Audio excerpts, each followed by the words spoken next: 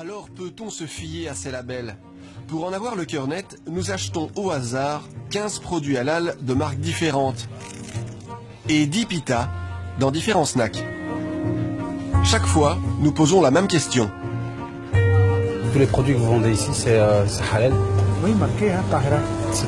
C'est une marque connue? Marque connue qui est vraiment halal. 100%. Nous apportons le tout à Jean Blou, dans un laboratoire spécialiste des analyses agroalimentaires.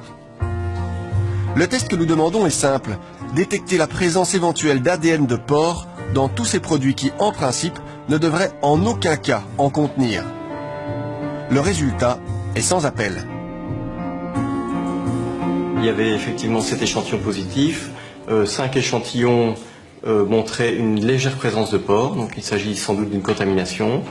Et pour 2 autres échantillons, on avait une présence beaucoup plus marquée.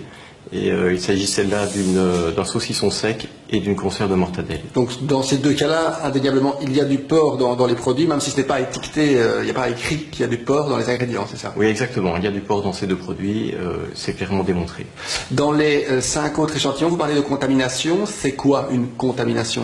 Mais sans doute qu'ici, il ne s'agit pas d'une volonté d'incorporer du porc dans le produit. Il s'agit de porc qui s'est retrouvé là accidentellement.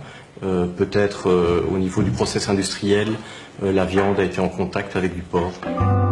Voici en détail le rapport du laboratoire. Plus d'un quart des produits testés ne sont pas halal, c'est énorme. 4 des 10 pitas analysés contiennent donc une viande présentant de légères traces de porc, idem pour cette mortadelle. Tandis que plus grave, ce saucisson sec et cette viande en conserve contiennent carrément du porc, qui bien sûr n'est pas mentionné sur l'étiquette.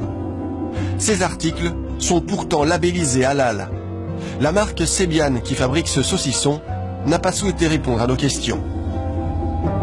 L'autre marque, Tahira, aurait été contrôlée et déclarée conforme par un certificateur. C'est ce que mentionne la boîte. Sur son site, la marque promet, verset du Coran à l'appui, qu'elle respecte l'islam. Elle se vante même d'offrir des contrôles qualité très stricts. Après de longues négociations, nous obtenons un rendez-vous avec le représentant français de la marque à Lille. Nous lui faisons part de notre étonnante découverte. Il n'apprécie pas. Alors une chose quand même assez étonnante, nous on a fait analyser ceci de chez vous, oui. Et on a trouvé du porc dedans. Ça, il n'y a pas de porc, absolument pas. Et moi j'aimerais bien avoir le rapport d'analyse. Je vous le donne. Oui. Mortadelle de bœuf Tahira, porc, présence d'ADN correspondant à l'espèce testée, c'est-à-dire le porc. Ça, c'est faux. C'est faux, complètement faux, bien sûr. On a des responsabilités devant Dieu et devant la communauté. Je respecte énormément les musulmans et je n'ai envie de salir personne. Je suis journaliste et nous constatons des faits qui ne sont pas inventés, qui sont sérieux. Ça, c'est quelque chose qui est falsifié complètement, totalement, je vous l'ai dit, devant votre caméra. Oui, et on va suivre ça parce que ça, c'est pas normal. On se revoit si vous voulez, avec plaisir. Bien sûr. Quelques jours plus tard, Monsieur Mazen nous fera savoir par téléphone qu'il a pu être grugé par un de ses sous-traitants et qu'il compte réaliser des analyses complémentaires. Mais la fiabilité de ce produit est bel et bien mise en cause. Pour que le halal soit vraiment halal en Belgique, il y a encore du chemin à parcourir? Ouh là là, encore beaucoup d'années. Ou alors, les pouvoirs publics se décident enfin à prendre le taureau par les cornes et disent voilà, l'organisme Intel prendra en main cette problématique, à lui de le régler. Comme on fait pour le bio, comme on fait pour d'autres spécificités.